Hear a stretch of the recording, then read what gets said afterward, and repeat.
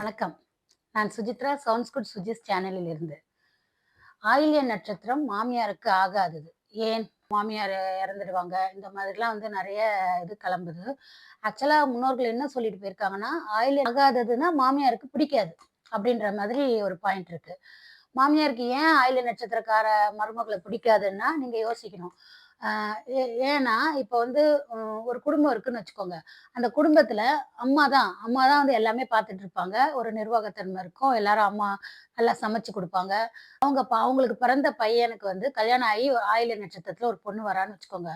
ஆயில்ய நட்சத்திரத்துல ஒரு பொண்ணு வந்தான்னா, ரொம்ப டேலண்டா இருப்பா. அவளுக்கு நல்ல மேனேஜ்மென்ட் ஸ்கில்ஸ் இருக்கும். நல்லா சமைப்பாங்க. ஏன்னா உங்களுக்கு தெரியும். நலமகாராஜாவே வந்து ஆயில்ய நட்சத்திரத்துல தான் பிறந்தவர். மகாராஜா நல்லா சமைப்பாரு. அது எல்லாருக்கும் தெரியும். அவரோட சமையல சாப்பிடுறதுக்காகவே பிற நாட்டுல இருந்து எல்லாரும் வந்து அவரோட அந்த சமையல சாப்பிட்டுட்டு, அவர வாழ்த்திட்டு பெருமைப்படுத்திட்டு போவாங்கன்னு சொல்லுவாங்க. ஸோ அது மாதிரி ஆயில்ய நட்சத்திரத்தில பிறந்த அந்த பொண்ணுக்கும் அந்த தன்மை இருக்கும். ஸோ அவ வந்து நல்லா சமைப்பா. ஒரு பெண்ணோட பலமே வந்து அவகிட்ட வந்து அந்த ஒரு சமையல் கலை தான் வந்து முதலா பார்ப்பாங்க. ஸோ அவ நல்லா சமைக்கிறதுனால என்ன ஆகும், அப்போ அந்த வீட்ல இருக்கிறவங்கலாம் வந்து அம்மாவ விட இவங்க நல்லா சமைக்கிறாங்க அப்படின்ற மாரி எல்லாரோட அட்டென்ஷன அவ சீக் பண்ணிடுவா. ஸோ எல்லாருமே வந்து அந்த மருமகள வந்து புகழ்வாங்க. அப்போ மாமியாரோட அந்த புகழ்ச்சி வந்து கம்மியாயிடும் இல்லையா? ஸோ கரெக்ட்டா எத செஞ்சாலும் நேர்த்தியாகவும், பெர்ஃபெக்ட்டாவும் செய்ற வ நட்சத்திரம் தான் ஆயில்ய நட்சத்திரம். ஸோ அது மாதிரி எல்லாமே வழிநடத்தி கரெக்ட்டா கொண்டு போவா அந்த பொண்ணு. அப்ப அப்போ வந்து மாமியாரோட இவகிட்ட அந்த வீட்டு குடும்பத்து பொறுப்ப இவகிட்ட குடுத்துடலாம் அப்படின்ற மாதிரி ஃபீல் பண்ண வைக்கும் எல்லாரையும். ஸோ அதனால அந்த மாதிரி குடுப்பாங்க. இவள புகழ்ந்து பேசுவாங்க. பட் அவங்க கிட்ட குடுப்பாங்க. ஸோ இதெல்லாம் பண்ணும்போது அப்போ ஆட்டோமேட்டிக்கா பொசசிவ்னஸ் வரும் தானே! யாரா இருந்தாலும் வரும்.